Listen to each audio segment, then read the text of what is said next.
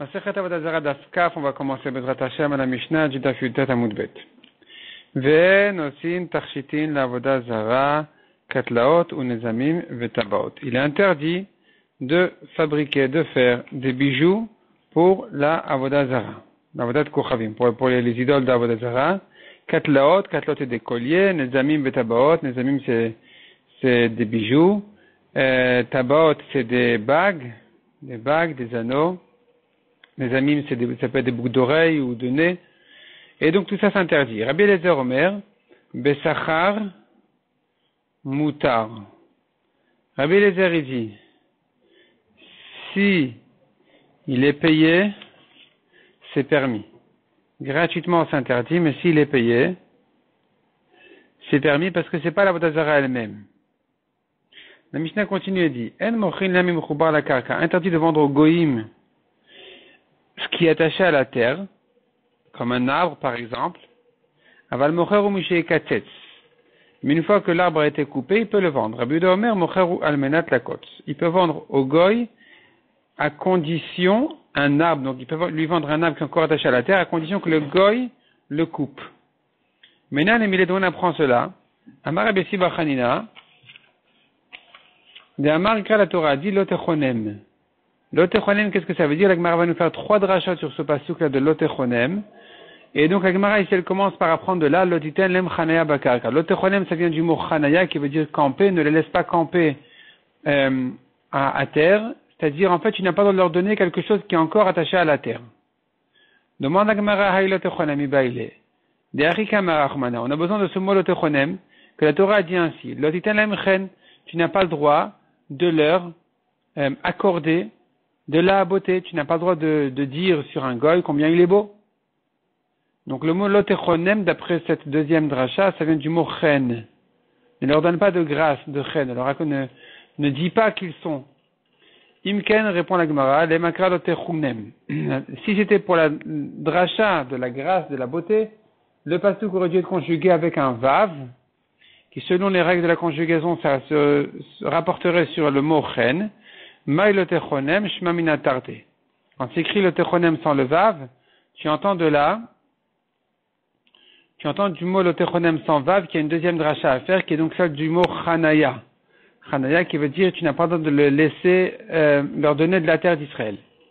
Le monde Gemara de la Katimi Baile, Deachem Arachmana. On a besoin de ce pasuk encore pour une troisième dracha, que la Torah voudrait dire.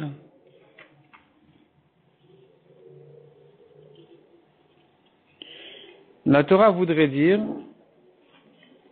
de ce mot de Techonem on apprend, Lotitana matanat shel chinam. Tu n'as pas le droit de leur donner des cadeaux gratuits. Répond la Gemara Imken, si c'était comme ça, lemakra lotechinem. Pour dire un cadeau gratuit, qui vient du mot chinam, la Torah aurait dû dire lotechinem. Ma lotechonem shma mina kulu. Puisque c'est écrit lotechonem sans le yud, tu entends de là que au-delà du cadeau gratuit, la Torah interdit aussi de les laisser camper. Donc de leur donner quelque chose qui est attaché à la terre. Tanya Lamiachi, nous avons une brata aussi qui ramène toutes les drachot. Lotechonem, lotitelem chanei bakarka. Premièrement, tu ne leur donnes pas à camper sur terre, à terre. Davar acher lotechonem, lotitelem chen. Tu n'as pas le droit de leur accorder de la grâce. Davar acher lotechonem, lotitelem matnat chinam. Ne leur donne pas de cadeau gratuit. Ou matnat chinam guf atanaï. La Gemara dit que cette halakha de cadeau, si on peut donner à un goy un cadeau, c'est en fait une marloquet tanaïm. Detanya lotochlu kol nevela. Le pasuk interdit de manger une bête qui n'a pas été égorgée. Et qu'est-ce qu'on en fait? La guerre asher bisharecha titenena va'achala. Donne-la au guerre qui habite chez toi pour qu'il la mange. Il ne s'agit pas d'un guerre un converti juif. Il s'agit d'un guerre toshav. Guerre toshav, c'est un goy qui habite parmi toi, qui habite à côté de chez toi. Un goy qui habite en Israël, qui ne fait pas avodah zara, on lui donne à manger cette viande-là non cachère. O machor lanochi, ou bien vends-la à un goy. En yela la guerre bintina ou loved kochavim imchira. De ce pasuk, je n'entends que l'option de la donner aux guerres ou la vendre au goy. La guerre bimchira minayin, d'où je sais que je peux la vendre au guerre. Talmud lomar titenena o machor. Le pasuk on pourrait déplacer la virgule, pourrait se lire autrement. C'est-à-dire, au lieu de découper le pasuk en disant la guerre titenena o machor lanochi. Soit tu donnes au guerre, soit tu vends au goy. On pourrait dire autrement. On pourrait dire au guerre tu donnes ou tu vends. Tu donnes ou tu vends au goy. Donc finalement, toutes les options sont possibles. Donc déjà, la Gemara commence en disant, puisque le pasuk peut se découper de cette manière-là, de dire au guerre, tu donnes ou tu vends. Donc j'apprends de là que je peux vendre au guerre, si je veux. Le oved kochavim mintina minayin, d'où je sais que j'ai l'option aussi de donner en cadeau à un goy. Talmud Omar, le pasuk pourrait se découper de cette autre manière aussi, de dire, tu donneras, ou tu vends au goy. Tu lui donnes, il la mange, ou bien tu vends au goy. Donc finalement, Nimta Taomer, tu te trouves dire, Echad ger vechad oved kochavim, ben mintina ben mchira divrei Rabbi Meir. Aussi bien le ger que le goy, soit tu lui donnes, soit tu lui vends selon Rabbi Meir. Donc on voit que Rabbi Meir autorise de donner un cadeau à un goy. Rabbi Yehuda Omer, Dvarim kirtavan, Rabbi Yehuda dit non, c'est interdit. Rabbi Yehuda dit le pasuk doit s'appliquer tel qu'il est écrit, c'est-à-dire la guerre bintina ou le oved kochavim mimchira. Tu ne peux que donner au guerre ou vendre au goy. Demande à Gemara Shapir Kamar Rabbi Meir. Il a raison Rabbi Meir. La Torah, elle a mis les verbes au milieu, de manière, et les sujets avant et après les verbes, de manière à ce que tu puisses mettre les deux verbes, les placer sur le premier sujet et sur le deuxième sujet. Tu peux dire au guerre, tu donneras et la mangeras ou tu vends. Tu peux dire, tu donneras et la mangeras ou tu vends au goy. Donc, on devrait faire les deux drachas, le pasuk devrait se lire comme Rabbi Meir, que toutes les options sont permises. Qu'est-ce qui te répond à ça, Rabbi Yehuda?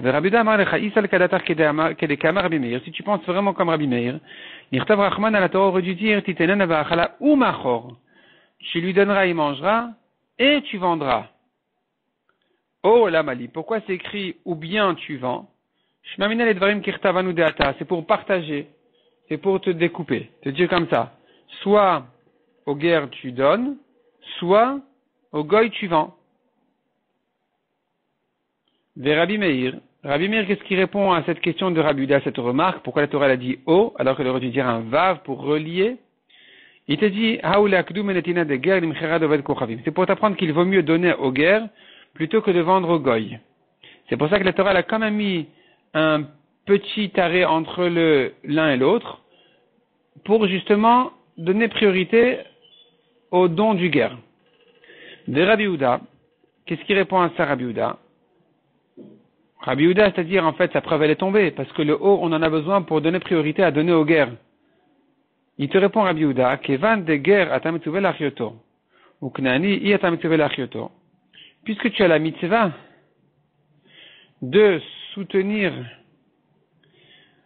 le guerre qui puisse vivre, et tu n'as pas de mitzvah de soutien au goy pour qu'il puisse vivre, alors je sais déjà de là que il vaut mieux donner au guerre que de vendre au goy. Donc l'akdim lotarikra.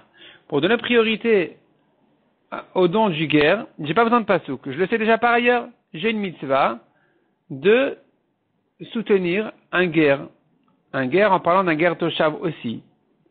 Et donc, puisque j'ai pas besoin du mot o pour m'apprendre justement qu'il vaut mieux donner au guerre que de vendre au goy, donc le mot o, il vient pas pour ça. Le mot o, il vient pour te dire tu ne peux que comme ça. Soit tu donnes au guerre, soit tu vends au goy. Tu n'as pas le droit de vendre au guerre ni de donner au goy. Donc nous restons ici sur une machloket tanaïm entre Rabbi Meir et Rabbi Yehuda. Est-ce qu'il est permis de donner un cadeau au goy, oui ou non? Selon Rabbi Meir, c'est permis. Selon Rabbi Yehuda, c'est interdit. Il faut savoir que même d'après celui qui est interdit de donner un cadeau au goy, si c'est un voisin ou quelqu'un qui finalement, ou qui a une raison de kiddush Hashem, ou quelqu'un qui me rend service, alors le cadeau ici, c'est pas un cadeau gratuit. C'est un arrangement entre voisins, entre un arrangement de service. C'est-à-dire, il va me rendre service. Donc finalement, c'est pas, je lui ai donné un cadeau gratuit au goy, c'est parce que j'ai un intérêt. Je veux gagner de ça quelque chose. Dans ce cas-là, c'est permis. Devar acher, on revient dans la Gemara. Devar acher le techonem le titanem chen. Mais ça y est, les raves. Cette halakha de ne pas leur donner de grâce, de chen, de beauté, elle vient en soutien pour Rav qui a dit d'Amarav, Asur la dame shiomar kamana'a ou vedet kochavimzu. Il est interdit de dire sur une goya combien elle est belle. Goya comme goy. Metive la Gemara objecte. Maase be Rabban Shimon ben Gamliel shayal gabe mala be'arabait. Rabban Shimon ben Gamliel était sur un escalier apparemment du Harabait. Vera ovedet kochavim achat na'a bioter. Il a vu une goya très belle. Amar, il a dit, Marabu Masecha Hashem. Combien jolies sont tes actions, Hashem, tes créatures. Ve'af Rabbi Akiva Ra'a. Rabbi Akiva aussi a eu une histoire pareille. Il a vu la femme Eshet Tournuso Fusaracha. Il a vu la femme de Tournuso Fusaracha. Rak Sachak ou Bacha. Il a craché, il a ri et il a pleuré. La Gemara explique pourquoi. Rak, shaitaba mitipas rucha. Il a craché en se souvenant d'où elle vient. C'est-à-dire d'où elle a été formée. Sa base. Sachak, de atida, de megaira. Il a ri parce que il savait qu'elle allait se convertir. Vena sivla, et qu'il allait se marier avec elle. Bacha, et il a pleuré ensuite, pour cette beauté qui va se s'user dans la terre après sa mort. Vérav, que répond un Sarav qui est interdit de dire sur un goy ou sur une goya qu'il est beau? Donc comment tu expliques Rabban Shimon ben Gamliel et Rabbi Akiva?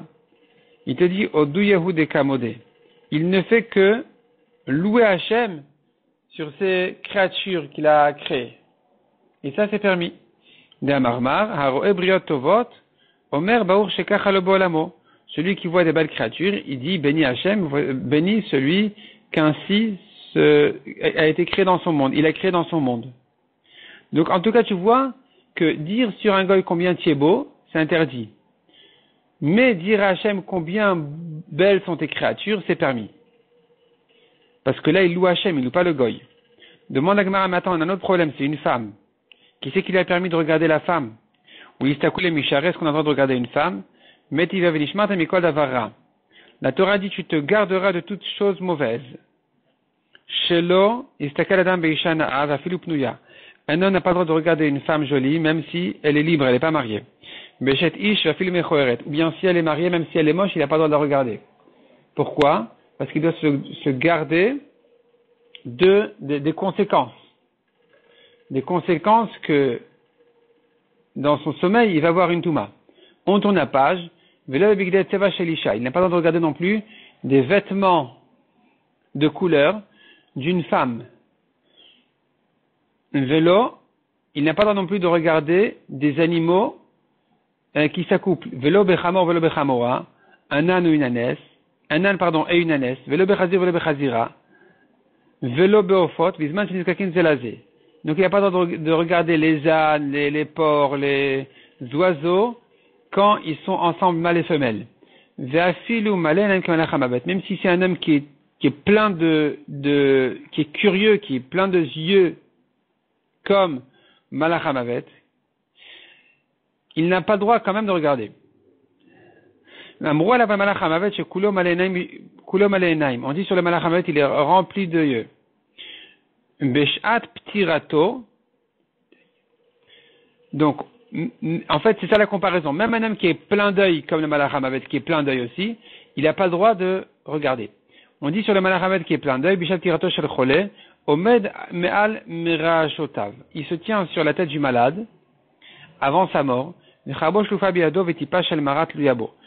Son épée est dans sa main, elle est ouverte dans sa main, et il y a une goutte d'amertume sur son épée. Quand le malade il voit le Malachamavet, il tremble. Ou poté arpiv, et donc dans sa peur, il ouvre sa bouche, vezorka et orpiv. Et le Malachamavet, il jette cette goutte-là d'amertume dans la bouche du malade.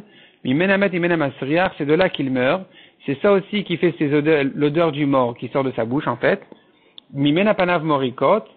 Et c'est ça aussi ce qui abîme sa face. Et donc, tu vois, de là, en tout cas, pour nous dire, tout ça, c'était une question, n'oublions pas. Comment est-ce que Rabban Shimon ben Gamliel a vu cette femme-là, regarder la beauté de cette femme Goya, alors qu'il est interdit de regarder une femme? Répond la Gemara, Keren Zavit Havai. C'était un coin de rue, il n'avait pas l'intention de regarder. Et donc, il a vu comme ça sans avoir l'intention, sans prévoir. C'est là où il a dû faire la bracha sur la beauté des créatures, mais sans s'attarder à regarder, bien sûr, parce que c'est interdit. Tosfot dit, ici, en haut, à droite, chez le Yarer Adam Bayom, Haïkra Drasha Gmurai, Velo Asmarta. Ah, ça se rapporte à la suite de la Gemara, pardon. Laissons ça pour l'instant. Revenons à la Gemara. Velo Bevigdet Seva Shelisha. Donc on revient ici à la Gemara. Un homme n'a pas le droit de regarder les habits de couleur d'une femme. Amar Abuda Amar Shmuel Afilu Shtuchin Al Gabe Kotel. Même s'ils sont pas sur elle, ils sont sur le mur, ils sont accrochés sur le mur, il n'a pas le droit de la regarder. Amar Rafapa Makir Balen, à condition qu'ils connaissent la femme. C'est là où en voyant ses habits, il se rappelle d'elle. Amar Rava Dikanam Idektane, Velo Bigdet Seva Shelisha. Puisque c'est écrit, il n'a pas le droit de regarder des habits d'une femme. Velo Ktane Velo Bigdet Sivonin. C'est pas écrit des habits de femmes tout court, comme des habits de couleur, donc qui sont des habits de femmes en général. Puisque c'est écrit d'une femme, ça a été précisé. Shmamina, tu entends de là que ce n'est interdit que s'il la connaît. C'est que s'ils sont anciens, mais quand ils sont encore neufs, alors il ne fait pas le rapport entre les habits et la femme. Dis le temach, la preuve, si tu ne dis pas comme ça. Anan, avinan. Comment on donne à laver les habits, les nouveaux habits d'une femme, comment on les donne au monsieur qui va les laver? À Kamistakel, il voit les habits. Donc tu vois que puisqu'ils sont encore neufs, on vient de les acheter, apparemment on les lave tout de suite, tu sais pas pourquoi. Ça fait partie apparemment de la préparation de l'habit à apporter.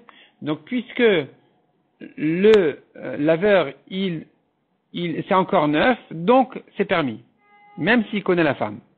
La Gemara dit, c'est pas la preuve. Mais l'état mère d'après toi qui objecte. Adam Araviuda. Min de minom mutar lachnis kemikrol bishoferet. Un homme a le droit d'accoupler mâle et femelle chez les animaux de ses propres mains. Pourquoi? Akamistakel, il est en train de voir, on a interdit de voir, de regarder. On a interdit de regarder le rapport des animaux. Donc comment il peut le faire de ses propres mains? Et là-bas, vite et taride. Puisqu'il est préoccupé par son travail, il en a besoin parce qu'il veut qu'il fasse des petits, alors ça ne le mène pas à des mauvaises pensées. Achina vite et taride. Ici aussi, celui qui lave les habits, il est préoccupé par son argent, par son travail, son métier, donc il fait pas attention il a le droit parce qu'il va pas penser à autre chose. Amarmar. La Gemara reprend ce qu'on a vu en haut, Mimen Amet. Il meurt de cette goutte-là. Le malade de la goutte du Malach Hamavet, il meurt. Nema pliga d'avoie des Shmuel, d'Amar avoie des Shmuel. La Gemara dit, on dirait que cette braïta, elle est en discussion sur ce que le père de Shmuel a dit. Donc, Nema pliga, disons que c'est en marloquette, d'avoie des Shmuel, sur le père de Shmuel, qui a dit quoi? D'Amar avoie des Shmuel, Amarli Malach Hamavet. Le père de Shmuel a raconté que le Malach Hamavet lui a dit, Shina le yikra de briata, si ce n'est que je fais attention au kavod des gens, avaparana betashrita kebema, j'aurais ouvert leur gorge comme la shrita d'une bema, d'un animal. Donc tu vois que c'est pas cette goutte-là qui tue le malade, c'est que le malach hamavet il l'égorge. Mais on ne le voit pas. Donc il faut dire qu'il lui coupe quand même les simanim, l'œsophage, la trachée artère. Répond la Gemara, Dilma itipa mechatralo les simanim. Peut-être que cette goutte-là elle-même, c'est ça ce qu'elle fait. Qu'elle coupe les simanim, donc l'œsophage, la trachée artère comme la shrita, mais ça ne se voit pas extérieurement. Pour le kavod des gens. On a vu encore Mimena Masriya, c'est ça ce qui fait l'odeur du mort. Mais ça y est, le Rabbi Chanina bar Kana, c'est une preuve pour Rabbi Chanina qui a dit, Damar Rabbi Chanina bar Kana, Amre Berav, on dit à la yeshiva, celui qui ne veut pas que sortent des odeurs de son mort, il n'a qu'à le retourner sur sa face. Donc tu vois que c'est de sa bouche que ça sort, que l'odeur elle vient. Tanoura Banan, c'est-à-dire apparemment au début, quand il est encore entier, il y a l'odeur qui commence par sortir par sa bouche. Tanoura banan. Benishmat amikol davara, le pasuk interdit, le pasuk dit, tu dois te garder de toute mauvaise chose. Qu'est-ce que ça veut dire? Chez le yarer adam bayom. Un homme n'a pas le droit de penser des mauvaises pensées le jour qui vont, qui vont lui amener une touma la nuit. Tosfot, c'est sur ça que Tosfot dit Tosfot qu'on a vu tout à l'heure en haut, qui dit que c'est une vraie dracha, donc c'est pas des rabbanan, c'est une interdiction minatora. Les mauvaises pensées sont interdites minatora. Revenons à la Gemara. Mikan amar Rabbi Pinchas ben Yair. De là, il apprend Rabbi Pinchas ben Yair. Torah meviali des zeirut. Tu vois que la Torah amène l'homme à faire attention, puisque la Torah elle dit attention à la vera. Garde-toi le jour pour ne pas que tu en arrives à un problème la nuit. Donc tu vois qu'un homme qui étudie la Torah, ça l'habitue à faire attention à ce qu'il fait, à s'éloigner de la vera. Zeirut meviali des zrizut. L'attention d'un homme à ne pas faire d'averot, elle l'amène à un niveau plus élevé, qui est zrizut. Zrizut, ça veut dire qu'il soit vif d'esprit, à prendre ses précautions déjà auparavant. Pas que sur le coup, de faire attention de ne pas faire la vera, mais même avant déjà, il se prépare à ne pas en arriver là. Zrizut mevial denekiyut. Cette zrizut là dont on parle, elle amène l'homme à un niveau plus élevé encore, qui est la propreté. Il est propre de averot. Nekiyut mevial de prishut. Mieux que ça encore, il va en arriver à Prishut, ça veut dire il est écarté des plaisirs matériels. Prishut mevialidei Tahara, ceci l'amène à un niveau de Tahara, de pureté. Tahara mevia l'idei Chassidut. Nous avons ici des corrections. Où au lieu de Chassidut, la Gemara ensuite va nous aussi ramener des discussions sur les niveaux lesquels sont les plus élevés. Selon ici, la correction c'est Tahara mevialidei Kedusha. La Tahara, la pureté, qui est un niveau de propreté plus élevé encore, amène l'homme à un niveau de Kedusha. Kedusha me via à l'idée Anava. Ceci l'amène à la modestie. Anava me via l'idée Iratret. Cette Anava l'amène à un niveau de crainte des Averot. Iratret me via l'idée Chassidut. Donc ici on a inversé, on met ici plutôt Chassidut, plutôt qu'en haut. La crainte des Averot mène l'homme à un niveau de Chassidut, que toutes ses actions soient faites vraiment pour Hachem. Chassidut me via l'idée Ruach HaKodesh. Ce niveau de Chassidut l'amène à un niveau de Ruach HaKodesh. Ruach HaKodesh me via l'idée Tchet HaMetim. Et le niveau de Ruach HaKodesh amène l'homme à un degré, un niveau de Triat HaMetim. Il pourrait, par ses prières, faire vivre les morts.